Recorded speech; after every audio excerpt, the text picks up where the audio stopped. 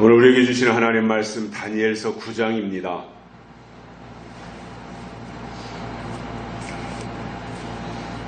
다니엘 9장 18절과 19절 2절의 말씀 봉독해 드립니다. 나의 하나님이여 귀를 기울여 들으시며 눈을 떠서 우리의 황폐된 상황과 주의 이름으로 일컫는 성을 보옵소서. 우리가 주의 앞에 간과없는 것은 우리의 의를 의지하여 하는 것이 아니요 주의 큰 긍휼을 의지하여 함이오니 주여 들으소서. 주여 용서하소서. 주여 들으시고 행하소서. 지체치 마옵소서. 나의 하나님이여 주 자신을 위하여 하시옵소서. 이는 주의 성과 주의 백성이 주의 이름으로 일컫는 바 됨이니이다. 아멘. 한 주간 동안 건강히 지내셨습니까? 저는 이번 우한 폐렴, 중국 폐렴 이 사태를 겪으면서 개인적으로는 불편함이나 또는 불안함이 있고 행동 반경에 여러 가지 제약이 많이 따르고 있지만 그 중에서도 교회들이 보여준 태도와 반응에 매우 실망하고 있습니다. 우리나라는 세계를 대표할 만큼 큰 대형 교회들이 수두룩한데 이렇게 외적 규모를 자랑하고 숫자를 자랑하는 우리나라 교회가 이렇게 무기력하고 모래 위에 지은 집처럼 허술했구나 하는 것을 발견했습니다. 3월 첫 주부터 많은 교회들이 지금까지 당연시 했던 주일 예배를 자진해서 내려놨습니다. 과거의 교회들은 외부적인 박해나 방해가 있을 때 죽기 살기로 나서서 주의를 지켰습니다. 그런데 이번 우한 폐렴 사태를 통해서 보여준 한국교회의 모습에 솔직히 절망감을 떨쳐버릴 수가 없습니다. 물론 나라가 어려울 때, 국가적 위기 상황을 맞이했을 때 교회가 앞장서야 되는 것이 맞고 당연히 협력해야 되는 것은 교회가 나서야 될 일이기는 하지만 우리나라의 경우에 3월 초 상황이 그렇게 대단하게 어려운 상황이 아니었습니다. 그런데 교회들이 정부의 한마디 지나가는 말로 발표한 것을 가지고 직접 드리는 예배를 부담스럽게 생각하면서 최소화시키거나 축소시키고 말았습니다.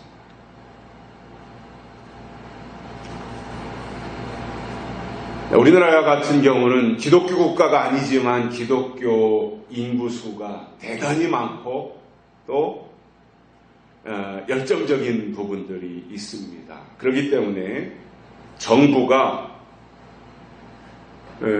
교회를 이왈자왈하기는 굉장히 어려운 상황인 것이 우리나라의 현실입니다. 그리고 정부가 나서서 교회를 향해서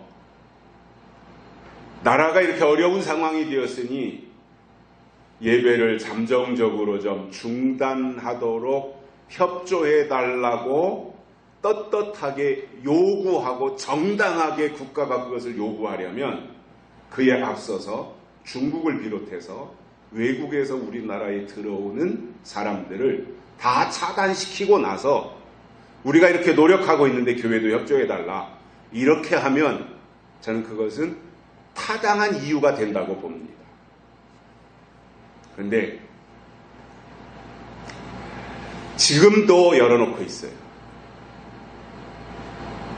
하루에 한 3,000명 정도가 우리나라에 지금도 들어온다 그래요, 비행기로.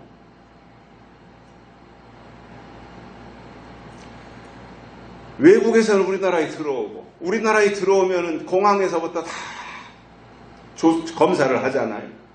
그리고 격리시키고, 검사 비용 다 우리 세금으로 내줘야 되고, 그들의 격리 수용하는 기간 다 대줘야 되고, 만약에 발병을 했다 그러면은 또 병원으로 이송해서 치료비 다 대줘야 되고, 이런 무슨 미친 짓을 하고 있냐 말이죠. 자기들은 그렇게 하면서, 정권은 그렇게 하면서 교회 탓을 하고 있어요.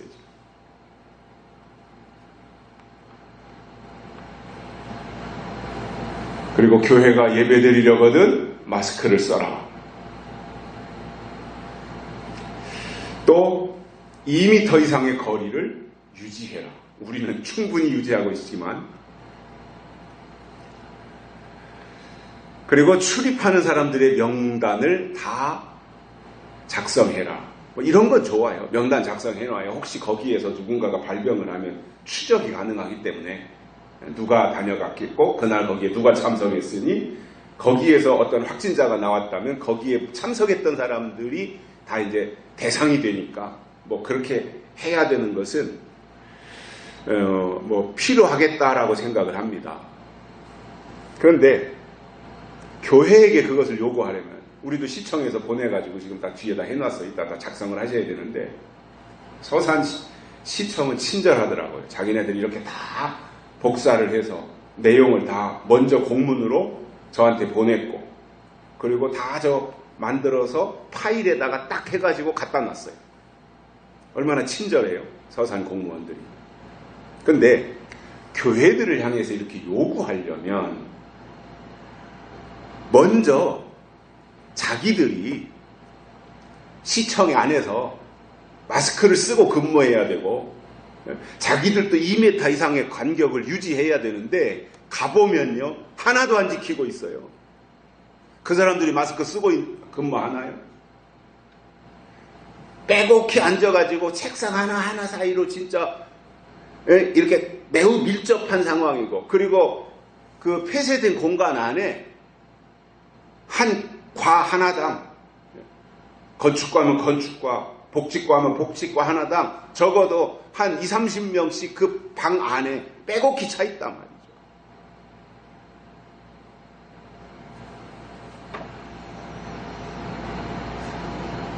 교회 보고 지켜달라고 요구를 하려면 먼저 자기들부터 지켜야 됩니다. 공무원들부터 지켜야 됩니다. 서울시청, 경기도청 지켜야 됩니다. 청와대 먼저 지켜야 됩니다. 그런데 자기들은 안 하면서 교회들을 향해서 압박을 가하는데, 사실 교회가 무슨 혐오 집단입니까? 우리가 예배드리러 교회에 올 때 사실 되도록이면 깨끗한 옷을 입고 청결한 상태로 오잖아요. 평소에도 우리가 늘 그렇게 하잖아요.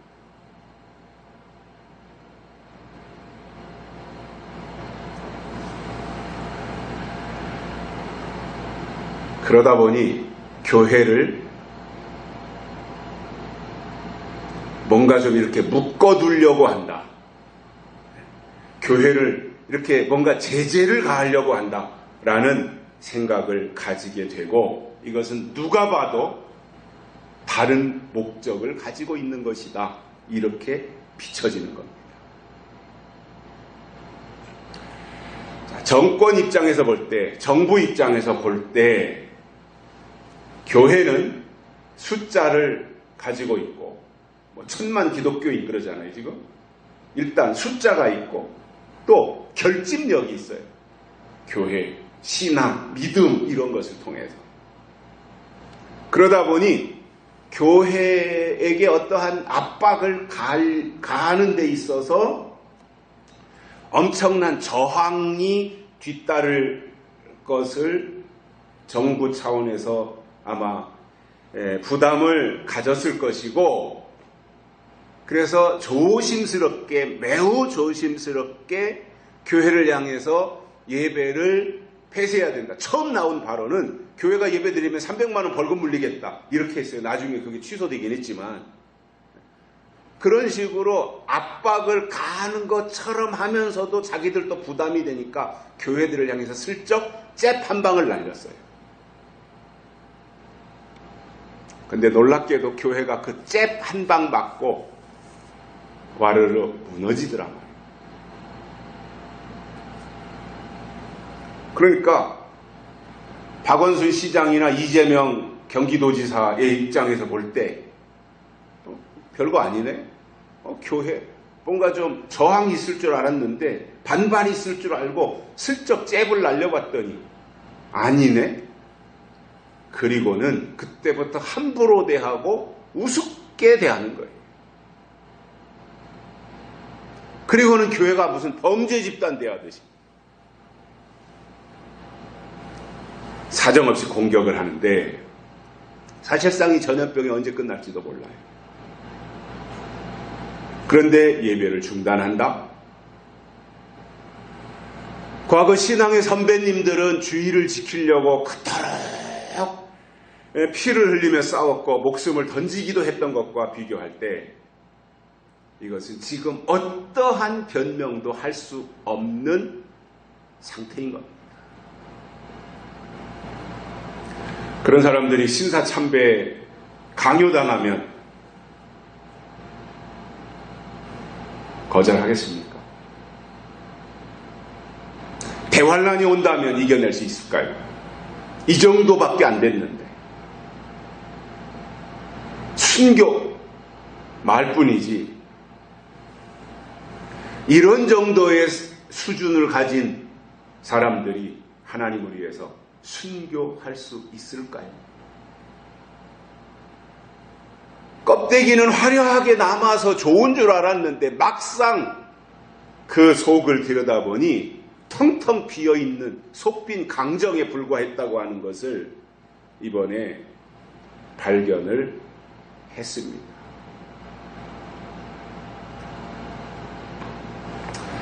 저는 이런 상황들, 이런 모습들을 보면서 아하, 교회가 흥황하는 시대는 끝났구나 이렇게 생각을 합니다. 우한 폐렴 사태가 앞으로 인간의 삶의 방향을 많이 바꿔놓을 거예요. 아마 저는 그렇게 예측을 해요. 물론 앞으로 이제 어떠한 그 치료약이 개발되어질지는 모르겠지만 이것이 뭔가 굉장히 방향을 바꿔놓을 것이다. 또 교회들에게도 그러한 모습들을 많이 보여줄 것이다. 당장은 아니겠지만 더 이상 건물 교회에 모여서 예배드리는 것은 수명이 다했습니다. 이제 서서히 그렇게 무너질 겁니다. 제가 한 2, 3주 전에도 그런 표현을 했습니다마는 교회가 이 우한 폐렴 사태로 인해서 예배를 폐쇄 내지는 축소하면서 앞으로 한국교회는 사람들을 향해서 주일 성수합시다 이 말 못하게 됐습니다. 어떻게 말할까요, 그 말을? 그리고 여러 가지 방향이 이제 확 바뀔 겁니다. 비단 우리 교회나 이 종교의 문제가 아니라 사람들의 삶의 방식이 많이 바뀔 겁니다. 새로운 패러다임이 등장을 하게 될 겁니다. 저는 그렇게 예상을 하고 있습니다. 그래서 점진적으로 우리도 그런 생각은 다 가지고 있습니다만은 이제는 건물 교회가 부흥되고 성장하는 시대는 수명을 다했기 때문에 나름대로 골방 예배를 준비하는 것이 바람직하겠구나 이러한 생각을 하게 됩니다. 앞으로 보십시오. 교회에 나오는 숫자는 지금보다 훨씬 더 줄어들 겁니다. 모든 교회가 도시에 있는 어떤 몇몇 교회들을 제외하고는 거의 대부분이 그럴 겁니다. 왜냐하면 우한 폐렴을 떠나서도 저출산이에요. 우리나라가 2명이 결혼해서 1명도 안 나요, 지금. 0.9 몇 %예요. 0.98인가 0.97인가. 둘이 결혼해서 1명도 안 난단 말이에요. 그러면 인구는 줄어드는 거예요. 또 다 이제 세상에서 더 좋은 것을 찾아서 젊은 사람들이 교회로 안 들어와요. 애도 안 낳죠. 애 안 낳으니까 교회가 점점 더 축소될 수밖에 없죠. 젊은 층들이 교회를 떠나죠. 그나마 이제 연세 드신 분들이 그동안 교회를 지켜왔는데 그분들이라고 뭐 영원히 사나요? 돌아가시죠. 연세 드신 분들은 점점 돌아가시고 젊은 층들은 교회로 안 오고 애는 안 낳고 그러면 뻔한 거 아닙니까? 교회뿐만 아니라 학교고 국가의 존립 자체도 위태로워지는 상황이라고 하는 것을 이거는 삼척동자도 예측할 수 있는 상황이거든요.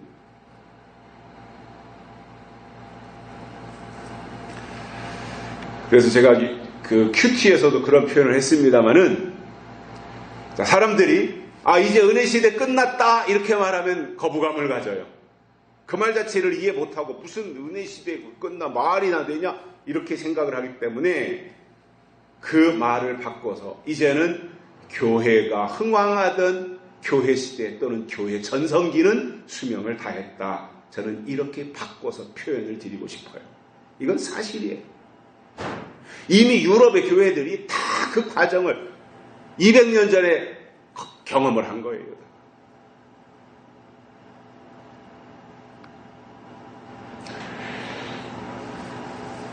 물론 뭐 지금 이 세대가 앞으로 뭐 천년만년 가는 세대는 아니고 우리는 재림신앙을 가지고 예수님이 다시 오시기를 기다리는 임박한 재림을 기다리고 있는 입장에서 뭐 그렇게 먼 훗날까지 걱정할 필요는 없지만 국가적 측면에서 볼 때 현재 흐름이 그렇다는 것이고 그러나 우리들 개개인의 어떤 재림신앙을 가진 우리들의 입장에서 볼 때는 여러 가지 현재 나타나는 징조들이 예사롭진 않고 뭔가 이러한 것들이 징조로서 우리에게 보여주시는 발자국 소리가 아닐까 이렇게 받아들이고 옷깃을 여미는 것이 우리가 마땅히 가져야 될 신앙의 자세라고 생각을 합니다. 자, 그러면 오늘 말씀은요. 다니엘이 전쟁 포로로 잡혀가서 하나님께 기도한 내용이에요. 18절에 그러한 기도가 담겨져 있습니다. 자, 많은 사람들이 오늘날 예수를 믿는다, 하나님을 믿는다 이렇게 말을 하면서 그들이 하나님을 잘못 이해하고 있는 것이 있습니다. 그게 뭐냐면 하나님께서 큰 몽둥이를 들고 계시다가 내가 하나님의 말을 듣지 않으면 하나님을 내가 순종하지 않으면 그 몽둥이로 나를 두들겨 패시지 않겠느냐 이렇게 대부분이 생각을 합니다. 물론 특별한 어떤 사람에게 그렇게 하시는 경우가 있습니다. 그러나 모든 사람에게 그렇게 하시는 것은 아닙니다.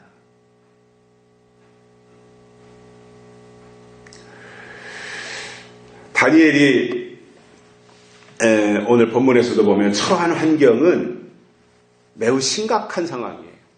인간적으로 보면. 그래서 그것을 하나님께 아뢰었고 그 내용 그 아뢰는 그 기도에 담겨진 내용을 보면은 하나님이 들으시고 하나님이 용서하시며 하나님이 행하시라 이렇게 기도한 내용을 보면서 오늘 이 말씀을 통해서 세 가지를 깨닫고 은혜를 받겠습니다. 첫째로는 주여 들으소서 이렇게 기도했습니다. 들어달라는 거예요. 하나님이 들으시라는 거예요.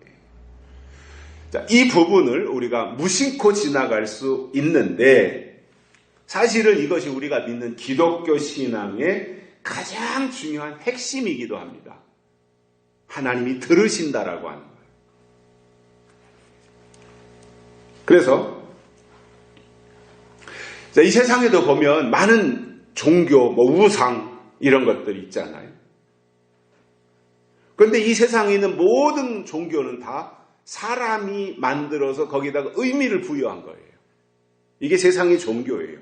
불교가 됐든 유교가 됐든 무슨 무당이 됐든 이러한 이 우상 숭배하는 큰 바위 앞에 또는 큰 고목나무 앞에 이것이 다 거기에다가 사람이 의미를 부여해 버린 거죠. 신적인 어떠한 임재가 여기 있는 것이 아니냐 이렇게 의미를 부여한 거예요. 그러나 그 어떤 세상에 존재하는 종교도 사람들이 자기가 믿는 그 대상을 향해서 말했더니 그 대상이 듣고 응답했다고 하는 게 없어요. 아무도. 오직 하나님만이 우리의 기도를 들으시고 들으셨기 때문에 응답하신다 이겁니다.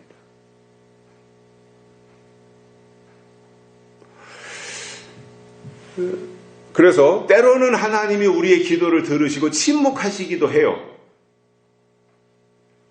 그러나 우리가 이렇게 계속해서 신앙생활을 하면서 하나님 앞에 기도하고 아뢰고 대화하고 하는 이것은 영원히 침묵하시는 것이 아니라 때가 되면 응답하신다고 하는 것을 믿기 때문에 기도하는 거예요. 들으셨고 응답하시는 하나님이시다라는 것을 우리가 알고 있다는 거죠. 그래서 우리가 말할 때 하나님이 들으신다면 우리는 언제든지 기도할 수 있는데 다니엘을 보면 그는 나라가 망했을 때도 기도하고 전쟁 포로로 잡혀갔을 때도 기도하고 금신상을 만들어 놓고 기도하지 못하게 하는 법이 나왔을 때도 기도하고 다니엘을 잡으려고 다니엘이 기도하면 죽는 것을 아는데도 기도하고 그리고 사자굴에 들어가면서도 기도했던 사람이 바로 다니엘이었습니다. 우리가 하나님과 대화해야 되는 이유가 있습니다. 그것은 하나님이 들으시기 때문이고 그리고 응답이 있기 때문이다 라고 하는 것 때문입니다. 예수님께서 이렇게 말씀하셨습니다. 구하라 주실 것이요 찾으라 찾을 것이요 문을 두드리라 열릴 것입니다. 구하라 이거예요. 기도하라 간구하라 그러면 하나님 주시겠다 이렇게 분명히 말씀하신 것처럼 하나님을 향한 우리의 기도는 공허한 메아리가 아니라는 겁니다. 또 한 가지 기도에 있어서 중요한 것이 있습니다. 기도는 하루에 몇 시간 하느냐? 이 5시간 하느냐, 3시간 하느냐 하는 것에 어떤 기도의 분량이 아니라 기도에 있어서는 그 속에 담겨진 내용이 중요하다 이겁니다. 성경에서도 보면 바리새인들의 기도와 세리의 기도가 이렇게 비교돼서 나오는 부분이 있잖아요. 근데 바리새인들의 기도를 예수님이 책망하셨는데 그들의 기도의 내용을 들어가서 보면은 자기들을 자랑하고 자기를 과시하는 기도예요. 하나님, 나는 지난 일주일 동안 3번을 금식했습니다. 하나님, 나는 지난 한 주간 동안에 이렇게 구제했습니다. 나는 이렇게 다른 사람들을 도와줬습니다. 하나님 앞에 나와서 기도한다고 하는 것이 자기를 과시하는 거예요. 하나님도 나가 이렇게 한 것 때문에 하나님 놀라시지요?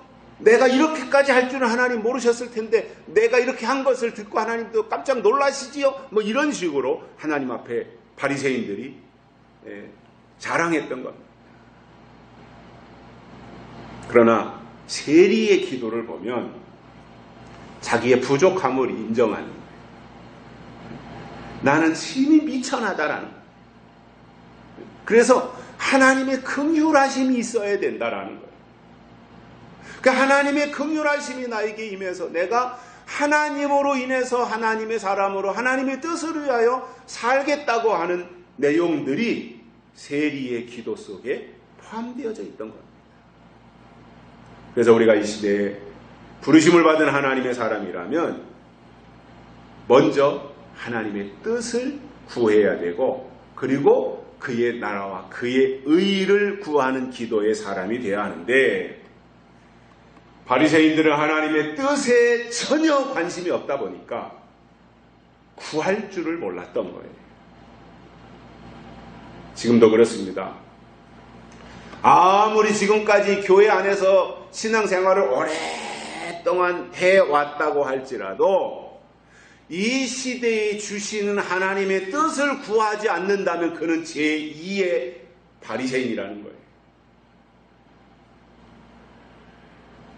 중요한 것은 우리가 기도하면 하나님이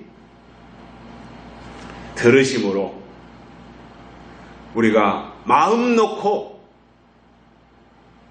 부모와 자식 간에 대화하듯이, 친구와 친구 사이에 만나서 격식 없이 대화하듯이 하나님께도 그렇게 어떠한 형식에 매일 것이 아니라 내 생각을 하나님께 말하고, 또 내가 생각한 것이 다시 하나님 앞에 고백되어지고, 그러면서 하나님의 뜻과 하나님의 나라와 하나님의 의를 구하는 이러한 선한 의도를 가지고 나아가는 것이 하나님의 사람이고, 그러한 내용들을 하나님이 들으신다는 이 내용들을 우리가 보면서 절대로 기도의 자세를 유지하는 데 있어서 어린 아이처럼 징징거리거나 투덜대는 기도가 아니라 성숙한 증거로 그분의 뜻을 구하고 그분이 하실 일이 무엇인지를 알고 싶어하는 그 기도가 하나님이 받으시는 기도가 된다는 것입니다. 그래서 들으시는 기도를 하자 이겁니다. 그분이 내 기도를 들으시게 하자 이겁니다. 두 번째로는 주여 용서하소서입니다. 다니엘은 하나님께 용서를 구하는 죄사함의 기도를 했던 겁니다. 자, 죄라고 하는 것은 본질적으로 하나님에게서 떠난 거예요. 이게 죄예요. 하나님께로부터 떠나간 겁니다. 약속에서 벗어나고 하나님을 등지는 것, 이것이 죄라면 반대로 회개와 용서는 하나님을 향해 돌아서서 다시 하나님께로 가는 것, 이것이 회개라는 것, 용서라는 것입니다. 우리가 잘 알고 있는 탕자의 비유에서도 알 수 있는 것처럼 탕자가 아버지를 떠나요. 재산을 미리 다 상속받아가지고 아버지를 떠나서 세상으로 나가서 돈이 있으니까 뭐 이런저런 그냥 잡다한 친구들이 탕자 주위에 들끓었고, 탕자는 거기서 의시되면서 돈을 그냥 물 쓰듯이 팡팡 썼고,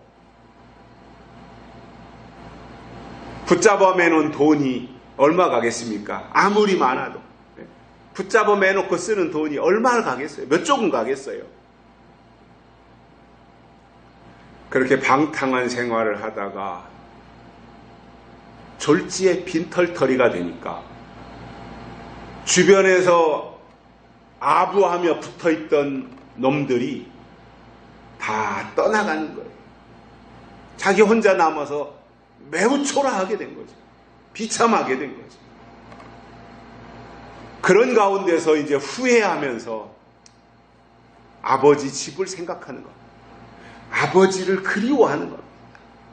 자기 처지가, 자기 꼬라지가 그렇게 되니까 그때 생각한 것이 아버지.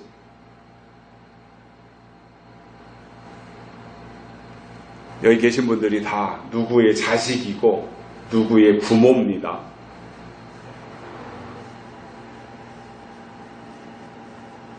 인생을 살아오면서 여러 가지 느꼈던 내용 속에 자식이기 때문에 어쩔 수 없이 베풀어야 될 많은 부분들이 있고 지금까지 희생하며 헌신적으로 살아왔지만 사실상 우리가 다 경험 속에서 터득한 것이지만 사실은요. 우리가 부모된 입장에서 자식은 부모 생각 안 한다는 사실. 우리가 그랬듯이 지금 자식들도 부모 생각 안 합니다. 아쉬우면 손 내밀려고 하는 거지, 필요하면 도와달라고 하는 입장이지.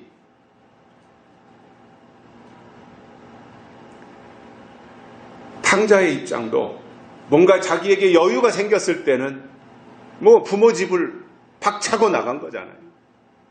그러다가 이제 아무것도 뭐 자기 주변에 사람도 안 남고 돈도 다 바닥났고, 그때 드디어 아버지한테로 가야 되겠다, 집으로 들어가야 되겠다, 이렇게 생각하고 터덜터덜 아버지 집을 향해서 돌아갈 때 탕자의 마음속에 아마 그랬을 거예요. 아버지를 볼 면목이 없다, 이 생각을 했을 겁니다. 그건 뭐 당연한 거죠. 아버지 볼 면목이 없었을 것이고, 아버지 집을 향해서 어쩔 수 없이 가고 있지만 발걸음이 천근만근 무거웠을 거예요. 그리고 주변에서 탕자를 바라보는 시선이 매우 따갑고 부담스러웠을 거예요. 쥐구녕이라도 들어가고 싶은 심정으로 집 대문을 열었더니 돌아온 아들을 기다리던 아버지가 반갑게 뛰어나와서 탕자를 맞이해주는 이 내용들을 우리가 성경을 통해서 보게 됩니다. 자, 이게 아버지의 마음이에요. 아무리 탕자가 그렇게 다 나가서 탕진하고 돌아왔어도 아버지는 그 아들이 돌아온 것 자체를 기쁘게 생각하고 받아들이는 것. 이게 회개라는 거예요. 그리고 이미 돌아오는 순간 아버지는 아들을 용서한 거예요. 받아들인다고 하는 것 자체가 용서하는 거잖아요. 문제가 뭐예요? 돌아가지 않으려고 하는 게 문제인 거예요. 하나님께로 돌아가지 않으려고 하는 거예요. 여러분, 우리가 신앙생활하면서 왜 하나님의 말씀을 들어요? 하나님께로 돌아가기 위해서예요. 하나님의 마음이 어떤지 설교를 통해서 우리가 깨닫잖아요. 아, 하나님의 마음이 이거구나. 하나님의 소원이 이거구나. 하나님의 계획이 이거구나. 그래서 우리가 설교를 통해서 알고, 아, 내가 그동안 하나님의 계획이 이랬는데 나는 계획을 제대로 알지 못하고 내 계획대로 살았구나. 하나님의 계획이 이것이니 내 계획을 접고 하나님의 계획에 맞춰야 되겠구나. 이것을 위해서 우리가 설교를 듣는 거예요. 그래서 설교에는 반드시 하나님의 계획, 하나님의 뜻이 담겨야 되는 거예요. 그래서 그것을 선포했을 때 그 내용을 사람들이 듣고 하나님께로 돌아오는 것이 진정한 의미의 회개인 겁니다. 발 씻는 회개는 하나님, 나 지난주 살면서 이렇게 잘못했고 생각으로 이렇게 잘못했고 이것도 이런 죄를 졌고 그러니 하나님 용서해 주세요. 이거는 어린애가 부모 앞에서 회초리 때릴 것 같으니까 잘못했어요, 다시는 안 그럴게요, 이렇게 하는 것과 똑같은 거예요. 왜 30년, 40년, 50년 신앙생활을 했으면서 아직도 어린아이의 형태에서 벗어나지 못하냐 말이죠. 성숙해서 아버지의 뜻을 알려고 하고 아버지의 계획을 알고, 그리고 그 아버지의 뜻과 계획과 목표가 거기에 있으니 아, 내가 그 방향으로 가야 되겠다. 이게 회개라는 거죠. 그러면 하나님은 언제든지 받아주신다는 거예요.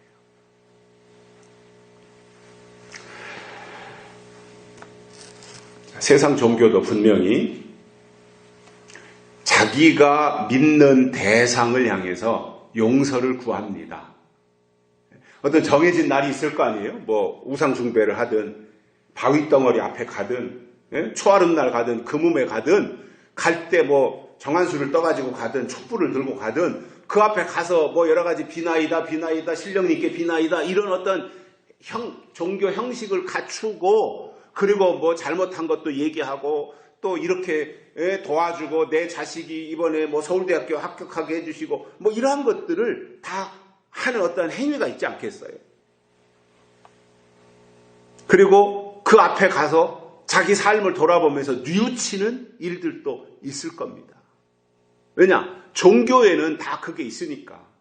특히 고등 종교로 올라갈수록 불교나 유교나 이런 데가 이제 좀 고등 종교잖아요. 무속 종교나 우상 숭배나 뭐 어떤 산신령을 숭배하는 이런 것과는 좀 차원이 다르잖아요. 왜냐? 무속신앙은 가르침이 없다 그랬죠. 제가 몇 주 전에. 무속신앙은요, 절대로 어떤 교훈이나 가르침이 없어요. 근데 불교나 유교는 가르침이 있고 깨달음이 있어요. 이게 진짜 종교인 거예요. 그러니까 뭔가 어떤 종교 앞에 가서 내가 믿는 그 대상 앞에 갔을 때 인간은 그 앞에서 초라해지는 거죠. 작게 느끼는 거잖아요. 그 신이 실제 하는 신이든 자기가 만들어 놓은 신이든 신 앞에 갔을 때 자기는 작아지는 거잖아요. 그리고 뭔가 어떤 두려운 마음도 가지게 되는 거잖아요. 그래서 그 앞에서 뉘우치는 거예요. 나 그때 잘못했습니다. 반성합니다. 뉘우칩니다. 이렇게 하는 정도가 일반 종교나 우상 숭배하는 사람들의 모습이라면 우리 하나님을 믿는 사람들은 뉘우치는 정도가 아니라 완전히 돌아서는 거예요. 돌이키는 거예요.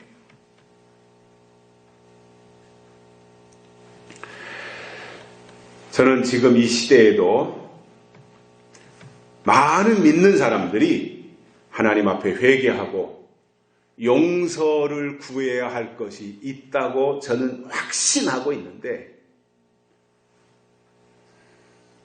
초대교회 당시에 바리새인들처럼 지금도 여전히 옛 것에 붙잡혀서 새로운 하나님의 뜻과 법을 받아들이지 않았던 바리새인과 같은 자신들의 모습을 회개해야 된다고 봅니다. 옛 것은 있는데 새 것이 없어요. 이게 회개할 거예요. 지나간 법은 있는데 새 법이 없어요. 이렇게 가면 불법이 되는 거예요.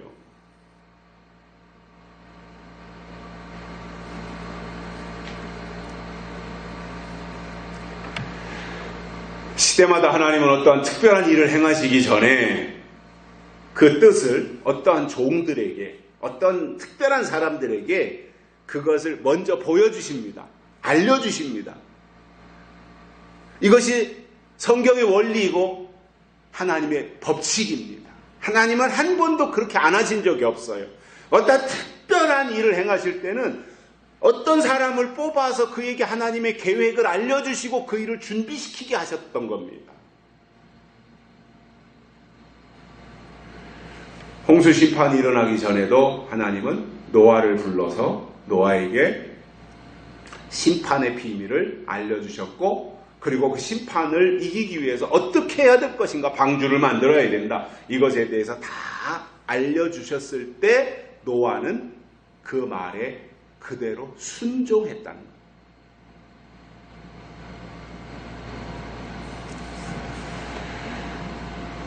그래서 노아는 하나님의 말씀에 순종했고 노아의 가족들은 노아의 말에 순종했더니 노아의 순종과 가족들의 순종이 결과적으로는 다 하나님에게 순종한 것이 되더라 이거예요. 누구의 순종이 더 크냐? 물론 1차적으로 노아의 순종이 크지요. 근데 노아만 아무리 순종했다고 할지라도 노아의 남은 가족들이 노아의 말에 순종 안 했다면 방주가 제대로 지어질 수 있었겠습니까? 그들의 모두 노아의 가족들의 아들 며느리들의 순종도 노아의 순종 못지않게 똑같이 중요했다 이겁니다. 아브라함을 향해서 우리가 순종의 사람이라 그럽니다. 그러면 아브라함이 야 너 독자 이삭을 하나님께 바쳐라 이렇게 말했을 때 아브라함은 순종했는데 아브라함의 아들 이삭이 불순종하고 도망가 버렸다면 여호와 이레라고 하는 이것이 성립이 됐겠냐는 거예요. 하나님의 말씀을 직접 받아서 내 독자를 이삭을 나에게 제물로 번제물로 드려라고 했을 때 아멘하고 그 말에 순종했던 아브라함의 순종도 크지만 그 아브라함이 아들 이삭에게 설명하지 않았음에도 불구하고 이삭이 아버지의 뒤를 쫄랑쫄랑 따라서 모리아 산으로 올라가서 모든 제사 지내는 준비를 다 해놨는데 아무리 봐도 이삭이 봐도 과거에는 양을 데리고 와서 제사 지냈는데 그날은 양이 없는 거예요. 그래서 아버지, 오늘은 왜 양이 없습니까? 그 말을 들었을 때 아브라함의 가슴이 찢어졌겠죠. 어떻게 얻은 아들인데. 그때 아브라함이 한 말인 거예요. 하나님이 예비하셨다 이거예요. 그게 이삭이에요. 이삭. 그 순간까지는 이삭인 거예요. 그래서 이삭의 입장에서 하나님이 준비하셨구나 그러고 있는데 갑자기 아버지가 이삭에게 오던 이삭을 붙잡아가지고 밧줄로 꽁꽁 매가지고 제단에다 올려놓는단 말이에요. 아니야, 이 나이든 아브라함이 아무리 그렇게 해도 젊은 이삭이 도망갈 수 있고 뿌리칠 수 있는데 아버지가 하는 그대로 순종합니다. 그리고 이삭의 목에다가 칼을 내서 피를 뽑아내려는 순간 하나님이 그때 드디어 아브라함아 스톱! 이제야 내가 내 믿음을 보았노라. 그러면서 숲을 속에 뿔이 걸려있는 양을 가리켜서 그 양을 잡아다가 하나님 앞에 제물로 드렸던 이 내용을 봅니다. 1세대 아브라함의 순종도 중요하지만 2세대 이삭의 순종이 못지않은 거예요. 1세대 노아의 순종도 중요하지만 그 함께 노아의 말을 들었던 2세대 가족들의 순종도 못지않게 중요한 거예요. 지금도 저는 똑같다고 봅니다. 하나님이 시대마다 비밀을 나타내시는 이유는 그 말씀을 듣고 그 말씀에 순종하는 자들을 구원하시고 그 말씀을 듣지 않고 불순종하는 사람들을 심판하시기 위한 목적으로 하나님께서 시대를 바꾸고 법을 바꾸시는 것인데 지금도 하나님께서 요한계시록을 통해서 마지막 환난의 비밀에 대해서 증거할 때 어떠한 종의 입을 통해서 그 말을 선포하시지 않겠어요?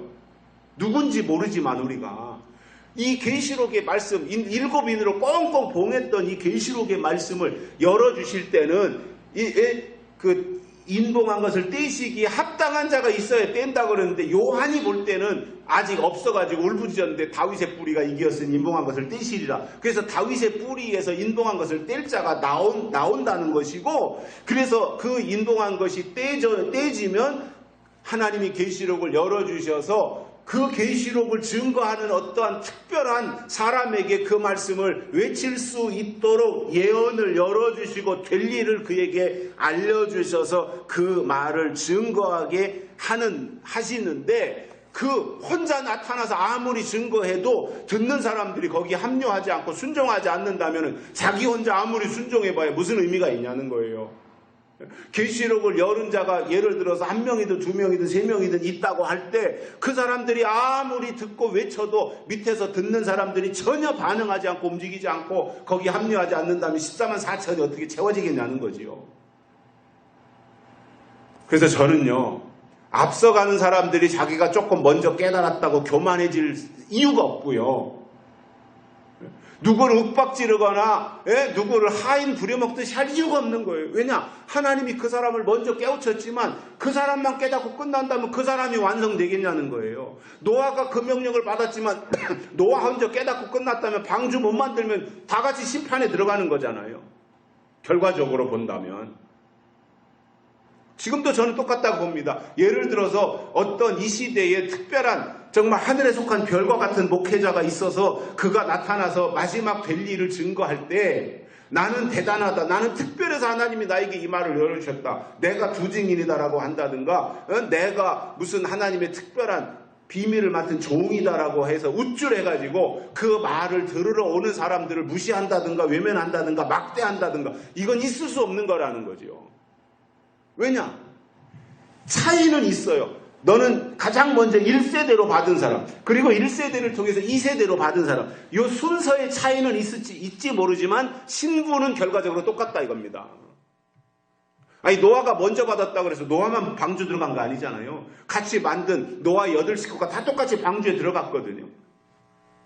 저는 마지막 때도 그렇다고 봅니다. 그런데 우리가 흔히 가끔씩 뉴스에 나오는 것에 문제가 되는 게 뭐냐면 이단의 교주들이 문제가 되잖아요. 이단의 교주들, 한국에서 나타난 이단의 교주들을 보면 거의가 다 계시록하고 관련이 있어요. 자기가 어느 순간에 가서 내가 주증이다, 내가 재림예수다,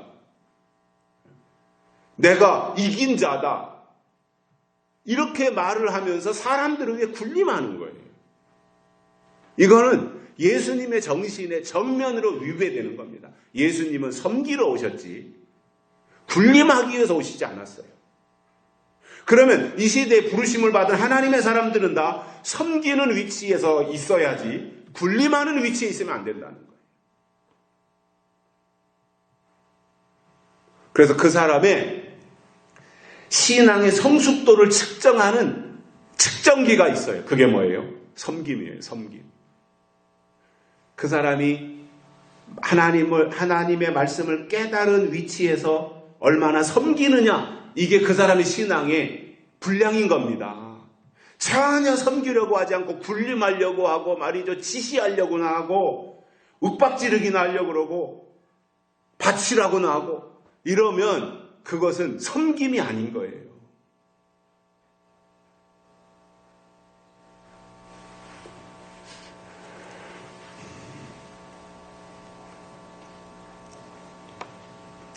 그래서 모세를 거부한 사람들이 가나안 땅에 들어가지 못했어요. 출애굽했을 때 모세를 거부했던 사람들은 가나안 땅에 절대 못 들어갔어요. 또 예수님을 거절하고는 천국에 들어가지 못해요. 마지막 때도 요한계시록을 증거하는 종들이 나와서 성경을 근거로 하나님의 때와 하나님의 법을 증거할 때 그 말씀을 거부하고는 절대로 새하늘과 새 땅에 들어가지 못해요. 이거는 공식이에요. 그렇다고 해서 모세를 우러러보자, 계시록을 증거하는 사람들 우러러보자, 그 차원이 전혀 아닌 거예요. 그 위치에서 그 역할을 하는 사람들이 필요하다, 그 말인 거예요. 세 번째로는 주여 행하소서. 세 번째 기도입니다. 주여 행하소서. 저는 지난 주간에 오늘 말씀을 묵상하면서 신자들이 주일 예배에 참석해서 말씀을 듣고 그리고 나아가서 이제 월요일부터 토요일 날까지 한 주간을 살면서 어떤 기도 생활을 한다든가 또 자기에게 주신 어떠한 믿음의 영역을 지켜내는 이 일을 하기에도 사실은 여의치 않아요. 주일 한번 지킨 것 가지고 그 충전한 것 가지고 일주일 동안 험한 세상을 살면서 이겨내기가 사실은 쉬운 거 아니거든요. 그런데 이렇게 지금처럼 3주 4주가 지나도록 주일 예배를 드리지 않고 과연 기도가 가능할까 이거예요. 물론 동영상을 통해서 나름대로 할 일을 한다고는 하는데 그 정도 가지고 영적 유지가 가능하겠는가라는 겁니다.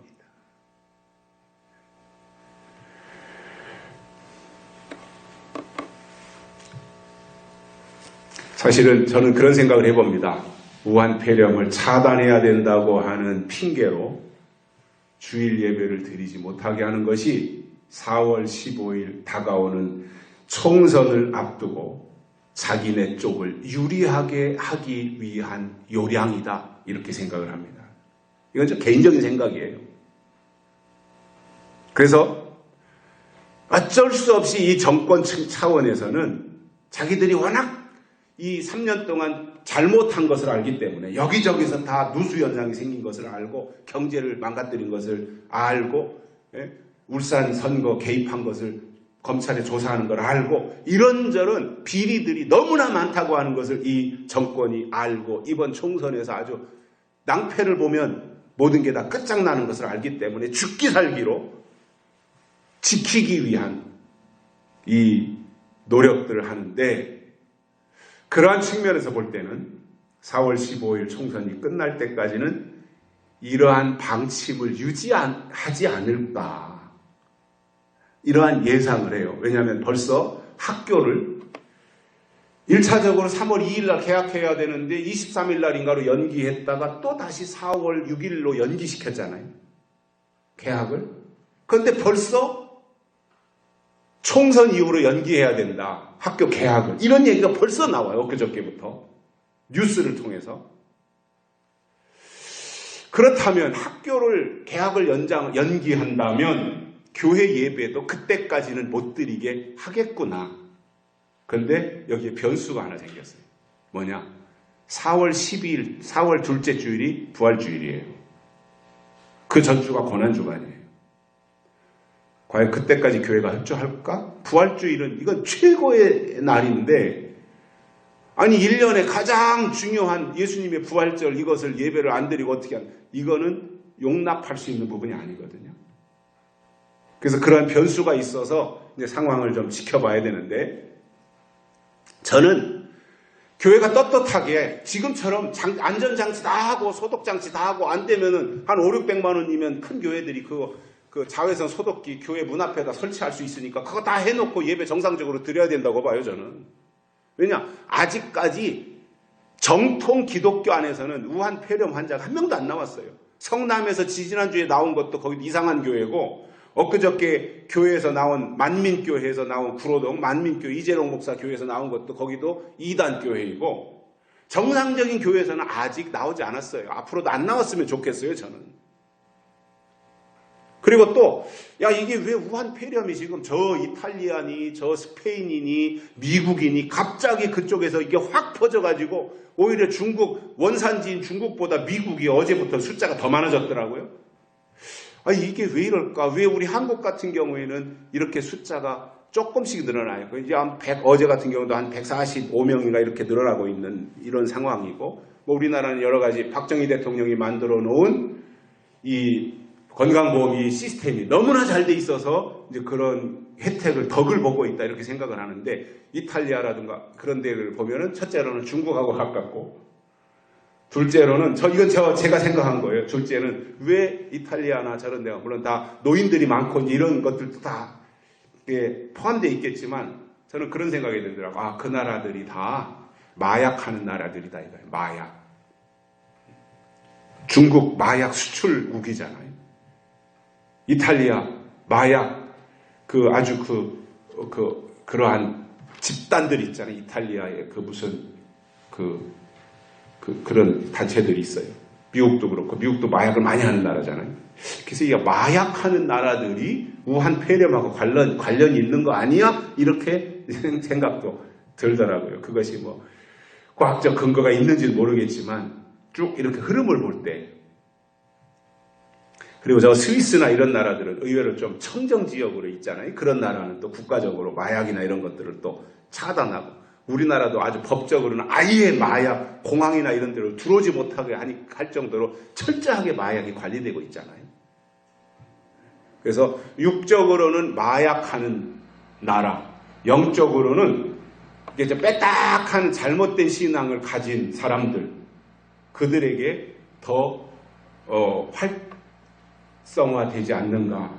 그러나 이것이 이 상태로 끝나면 괜찮은데 변형이 나온다면 또 다른 사람들에게도 피해가 확산될 수 있으니 지금이라도 정부는 외국인들의 입국을 무조건 다 막아야 된다라는 생각을 여전히 가지고 있습니다. 자, 다니엘은 전쟁 포로로 잡혀간 상황에서도 기도했고 오늘 말씀처럼 주여 행하소서 이렇게 부르짖었는데 이것은 하나님께서 움직이고 하나님이 행동해달라고 하는 요구였던 겁니다. 자, 세상의 모든 종교들을 보면은 사람들이 찾아가서 빌기도 하고 또 기도를 해도 그들이 아무런 반응을 보이지 않아요. 세상의 모든 종교들을 보면 그냥 뭐 듣는지 안 듣는지 하여튼 뭐 내가 말한 것이 반응이 없으니까 들었다고 스스로는 생각을 하겠지만, 그러나 우리가 믿는 하나님은 듣기만 하는 것이 아니라 말씀하시고 행동하시는 하나님이다 이겁니다.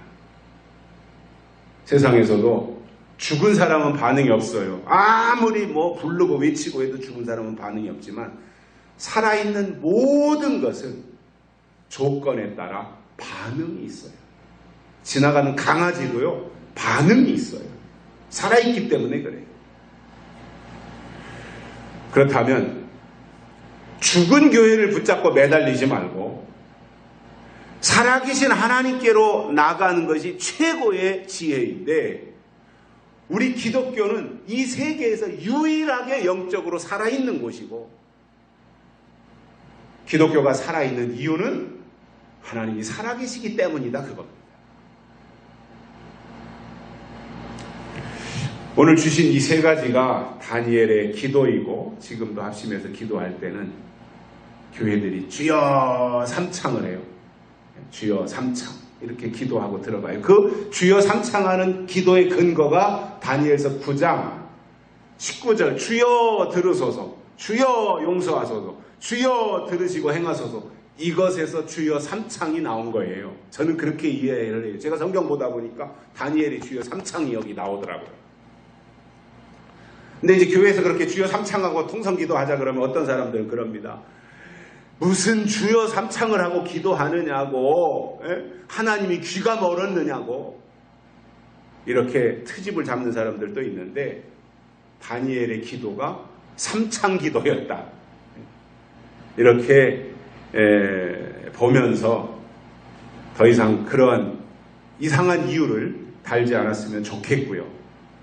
그러면 반대로 교회들이 합심해서 기도할 때 주여 삼창을 하는데 왜 주여 이창은 절대로 하지 않느냐? 한 번도 주여 이창하고 주여 주여 하고 기도하자 이렇게 안 하는 그 이유가 뭐냐? 그것은 바로 예수님의 말씀에 나더러 주여 주여 하는 자마다 천국에 들어갈 것이 아니요 다만 하늘에 계신 내 아버지 뜻대로 행하는 자라에 들어간다 라고 했기 때문이 아닐까라고 이렇게 나름대로 의미를 부여해 봅니다. 19절 하반절에 보시면 주의 성과 주의 백성이 주의 이름으로 일컫는 바 됨이니이다. 이게 무슨 말이냐면, 하나님 저희의 죄를 용서하시고 과거의 주님의 거룩한 백성이었던 그 당시로 돌아가기를 원합니다. 회복을 소망하는 기도예요. 돌아가기를 소망하는 기도인 거예요.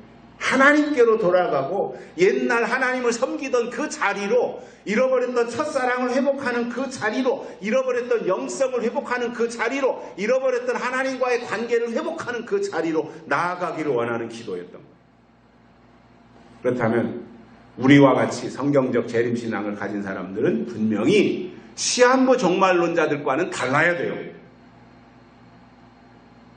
시한부 종말론을 추정하는 사람들을 보면 거의가 다 이 세상이 파괴되고 이 세상이 다 무너진다는 거예요.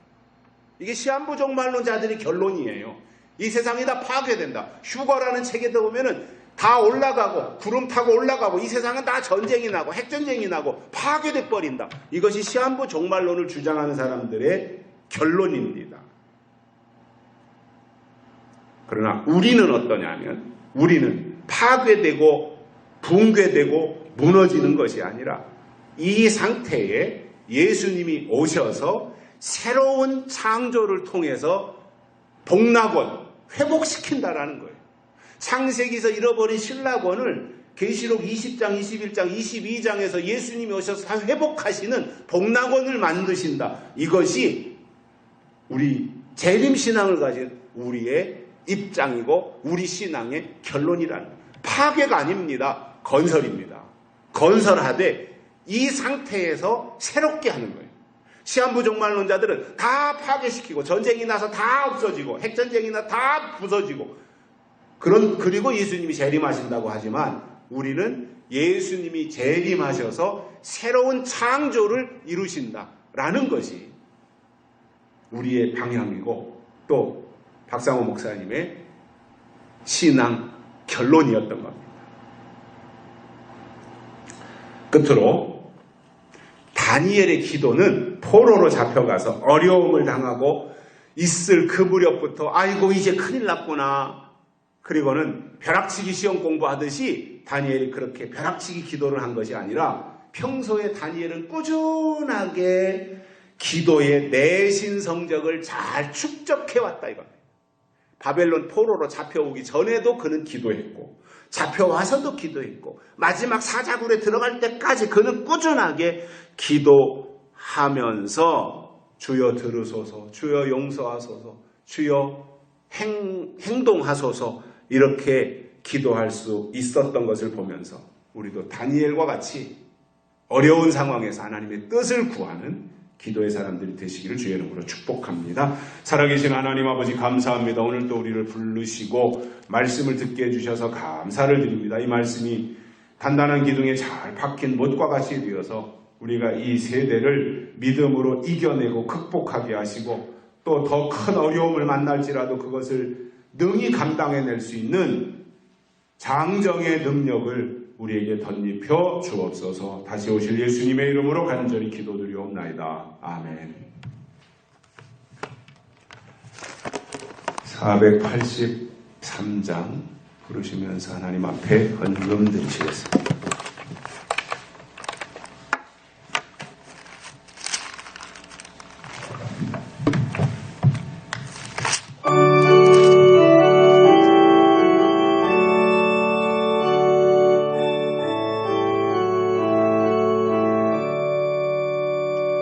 너 예수께 조용히 나가 내 모든 짐 내려놓고